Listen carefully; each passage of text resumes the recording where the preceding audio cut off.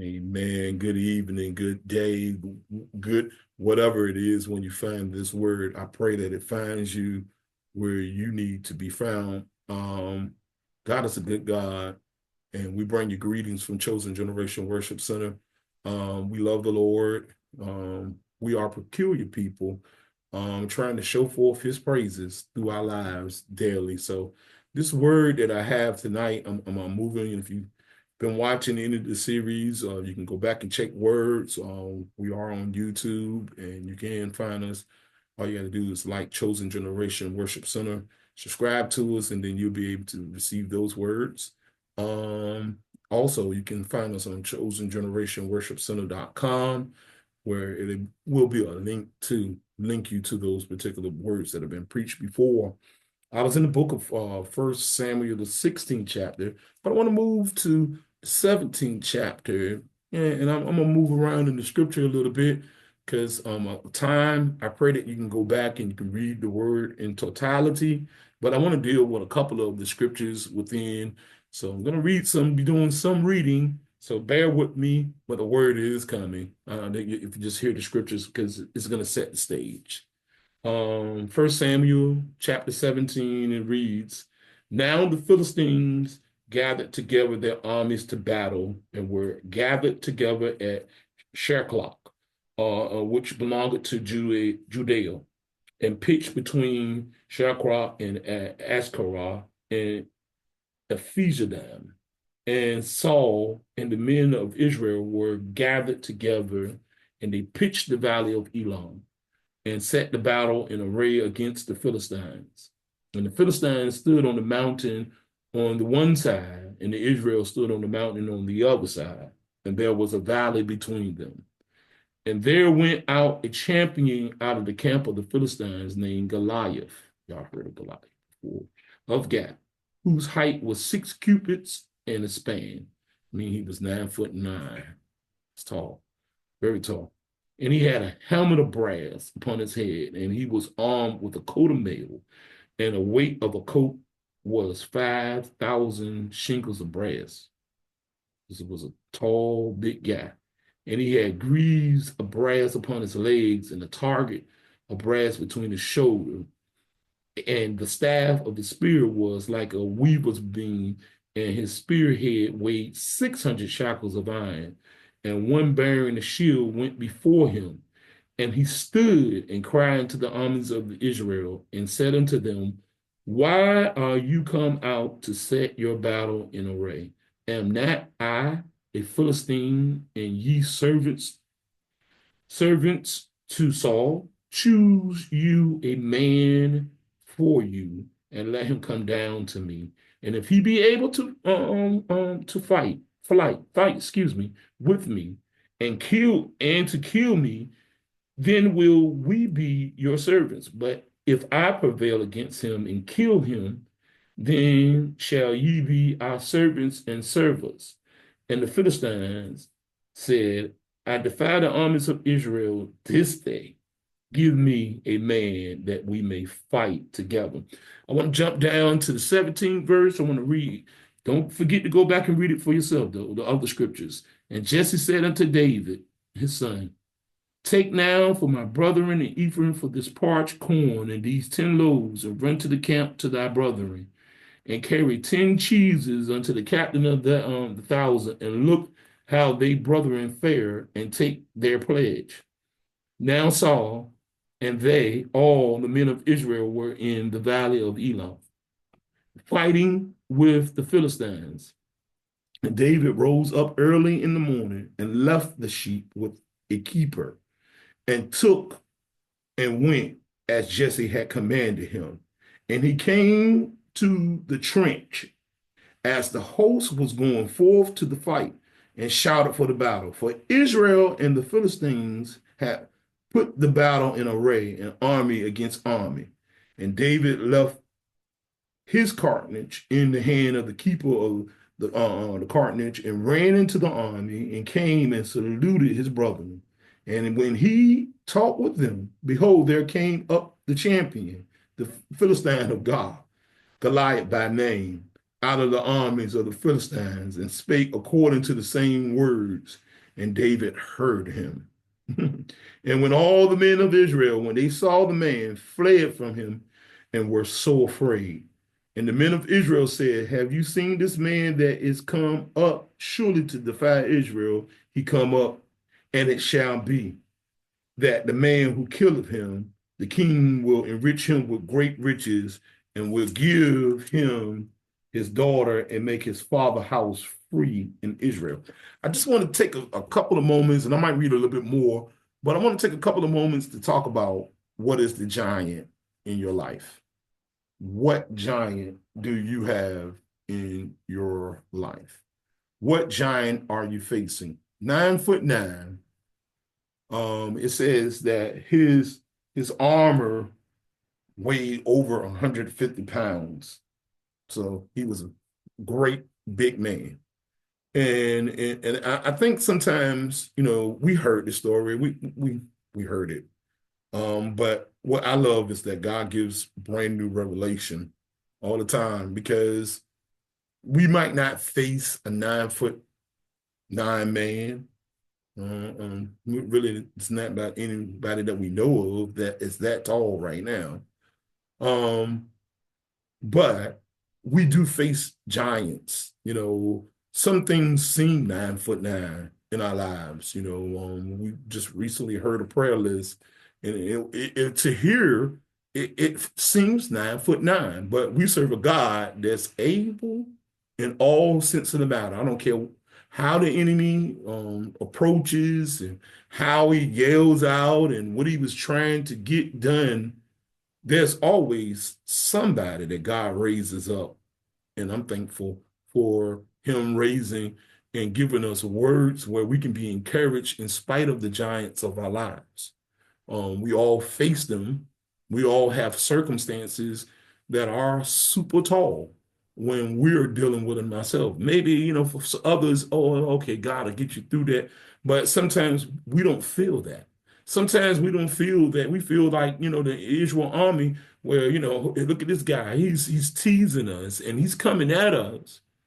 But, if a man that comes and fight him, because even the king didn't want no part of him. So here it is. I saw in the fight that, once you have been through some stuff, that's why you got to be thankful for what you have already achieved in life. And you have to be in that continuance of worship where you understand that, hold on, I don't had some battles before. I don't had some situations. It might not be as tall as this situation, but there were some tough fights. And if you're reminded of what got you through, what the tough fight is, recently I wasn't feeling well, and I was at a point where I was like, Lord, this is bad. But God reminded me, I've been with you so many times before in your life. And even when you're going through something that seems right now so tragic, that it's like some words make you feel like the end is near. You got to hold on to your hope, and you got to know for yourself who God is. And I'm so thankful that when David heard these words, fear wasn't the thing or the factor that came over his life.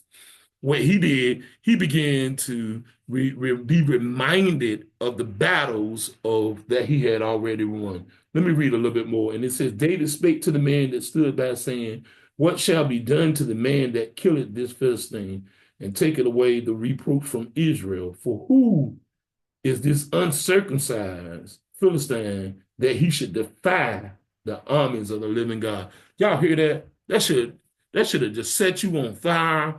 If you heard that word, who is it that can defy? Sickness can't defy.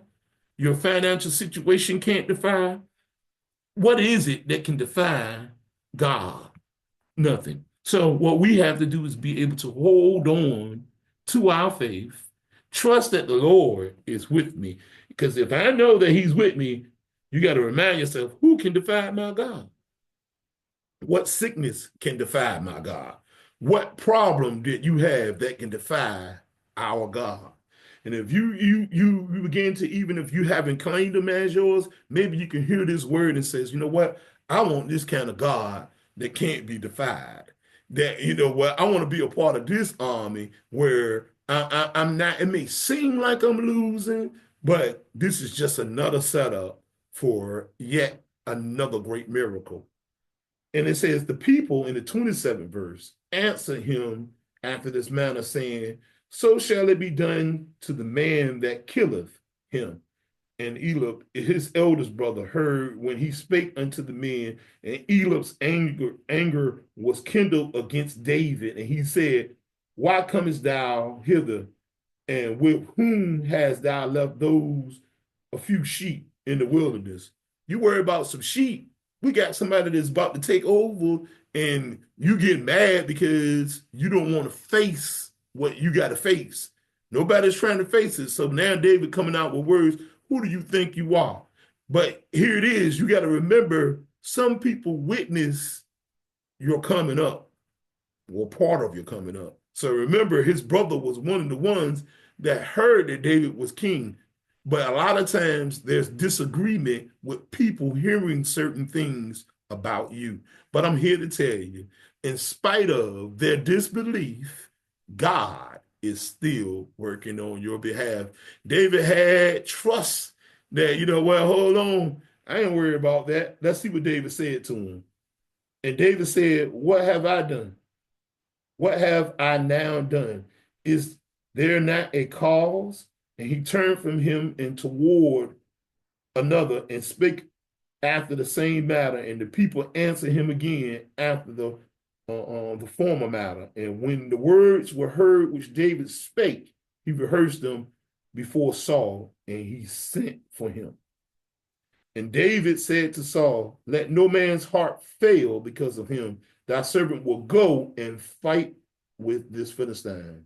And we know in the story, as the story reads on for the length of time, Saul tries to give David some equipment that he was not used to. But I'm so glad that you understand, or in this period of time in your life, you can't do it on somebody else's equipment. You got to have it for yourself. It was good that mama prayed for me. It was good that daddy had a prayer for me, but it's better that I got to have a prayer for myself and understand my own timing of weaponry, because my weapons are my praise, my prayer life, putting all those factors together for myself, the relationship with God, because when we get into that relationship, it takes us to a new place for ourselves. It's good for I'm not knocking that somebody pray for me, because all of us need somebody praying for us, but the relationship can't remain set in just them doing it for us. So many times people ask us, can you pray for us? And they're not even praying for themselves. So here it is when we touch and agree. That's power in the touching and agreeing. And a lot of times, preachers, we are praying for people that don't agree. We're trying to go past their not of agreement. Agreement is what we're looking for in this season. And when you're praying for somebody, the first thing you got to know is that there's agreement, because you praying for them and there's no agreement, it's not going to happen. So they have to agree. So here it is, all stuff that Saul, hey, look, come on, put my gear on. You go ahead and fight. He was just happy that he didn't have to fight. So you put my stuff on. So he was already placing him in a place he was going to put on the gear of the king. The incoming king now wants the former king, or the king still standing, wants now to give him his gear. The passing was happening already, but David, I'm so glad he didn't accept what was not what he had learned. I don't know this stuff. I don't understand this thing. And as I was reading, I saw where we know the story of David taking the stone, and he had fought so many times.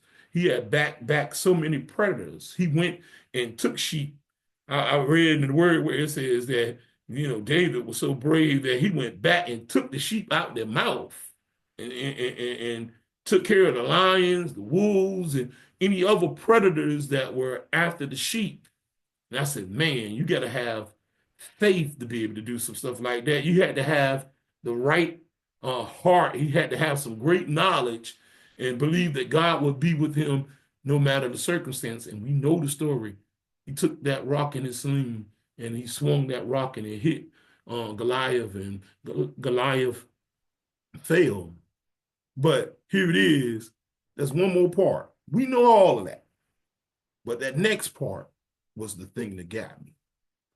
It was the thing that it grabbed hold of me, and it gave me the greater even hope, because this young man that was small in stature now takes the sword of the great Goliath, and he takes his sword and he chops his head off. God will give you the strength, no matter your size, your stature, what you know. He will give you exactly what you need in this season to be able to fight. You must give yourself the things that you need for the fight. A lot of times we don't fuel ourselves for what we have coming. Sometimes we don't know what's coming. So that's why it's good to be where you're in a great church where they're teaching the word, so that you can be prepared when your next giant tries to show up. When your next giant comes, and no matter what the task or whatever it is, you can go back and say, you know what? I done had some battles in my life, but the one thing I have found, God has been with me. David chopped the head of Goliath off with his own sword. Yes, the stone hit him in the right spot, but it had to be completed. What thing will you be able to complete in this era of life? Yes, there's some things that you've been facing, and they're large, they're huge. But I'm here to tell you, come on into this army. There's like no other army. It's the army of our God. And when our God, he will give you the strength. Somebody says, I need strength. You can have it. You can go to our God, and he will give you the courage through your small battles. I heard this word on this weekend, and it says, sometimes we spend so much, forgetting about all the 80% that God has done, and only think about the 20% that's wrong. If we can concentrate, if we can keep our faith and know that it's all working for my good, in all the good news or bad news you can hear, remind yourself, the plans that you have for me. And those plans are for me to succeed. As you hear this word, know that God is telling you that you can't win the battles on your own, but you got to have something that's so much bigger and it defies all things. What is it that can stand against the King of Kings and the Lord of Lords? I'm not talking about man, but I'm talking about this great man that walked this earth, and his name is Jesus. He's the King of Kings and the Lord of Lords. So if you have a problem and you're listening to this word, and if you're on this broadcast, I'm here to tell you, you can defeat your giants. I trust and I believe that someone is going to hear this word, and you're going to realize, take your small battles and add them up and watch God defy your giants in this season. Be blessed.